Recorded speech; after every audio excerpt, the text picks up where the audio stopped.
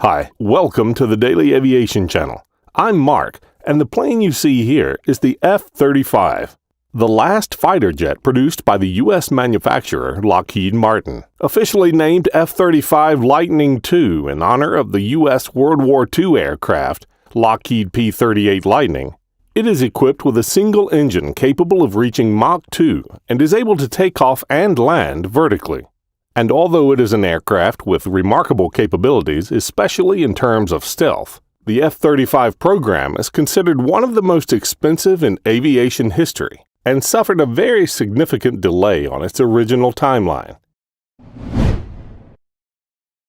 In the early 1990s, the U.S. Department of Defense decided to launch the Joint Strike Fighter program to find a replacement, among others, for the F-16 fighter, the Fairchild A-10, the F-18 Hornet, and the AV-8B Harrier. Several companies, including Boeing, Lockheed Martin, and McDonnell Douglas, proposed their project to the Department of Defense.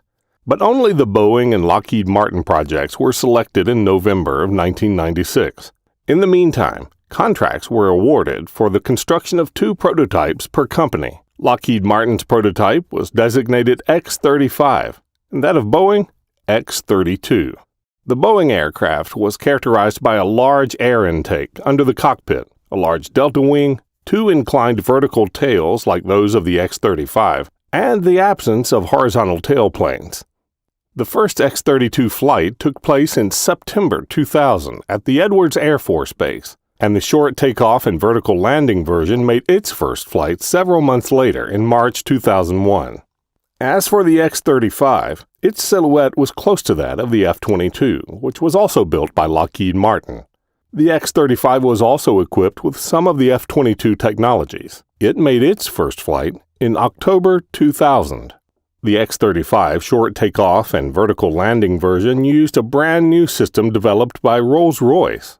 It was called the Integrated Lift Fan Propulsion System. The jet engine nozzle could tilt completely downward, while a large fan placed just behind the cockpit allowed one to balance the machine. This version made its first flight in June 2001.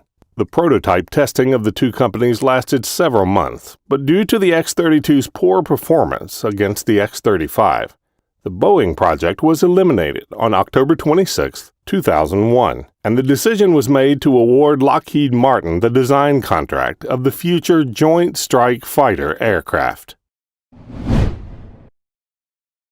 Today, a little more than 300 F-35s have been produced, and to satisfy the different branches of the U.S. defense and its allies, it was decided to produce the F-35 in 3 different versions. The first version is the F-35A, a versatile variant optimized for ground attack, which allowed the U.S. Air Force to replace the F-16, the A-10, and to a lesser extent, the F-22. But while replacing the F-16 appears to be easily feasible, replacing the A-10 could possibly never be done entirely. Indeed, the F-35 had a very limited carrying capacity compared to the A-10, which has 8 points of carriage under its wings and which, unlike the F-35, can drop a wide variety of weapons. Also, in terms of ground attack capability, the F-35 may never be able to reach the level of the A-10, which is equipped with the famous 30mm GAU-8A Avenger anti-tank gun. And unlike the A-10, the F-35 does not have armor, which makes it vulnerable when attacking at a very low altitude. The second version of the F-35 is the F-35B, a variant able to take off and land vertically. As for the X-35B prototype, it had a vertically integrated fan in the fuselage near the rear of the cockpit, as well as a jet engine nozzle that could be steered downward. The vertical fan is connected to the F-35 jet engine by a drive shaft. Some of the F-35's vertical technologies were developed with the help of the Russian company Yakovlev, based on the Yak-141 aircraft technologies. The F-35B is the first mass-produced STOVL aircraft to reach supersonic speed. But because of the vertical fan position, the internal fluid capacity is significantly lower than that of the F-35A, greatly reducing the F-35B's carrying capacity and autonomy. The latest version of the F-35 is the F-35C, a version made to operate on aircraft carriers and intended primarily for the U.S. Navy. This version has a greater wingspan than the F-35A and F-35B, which allows it to carry more fuel. The landing gear has been reinforced to support catapulting from an aircraft carrier. And the wingtips can be retracted to take up less space. The first successful aircraft carrier landing of the F-35C took place in November 2014 aboard the USS Nimitz. The F-35C should replace the first versions of the U.S. Navy F-18 Hornet. That's the end of this video. I hope you liked it.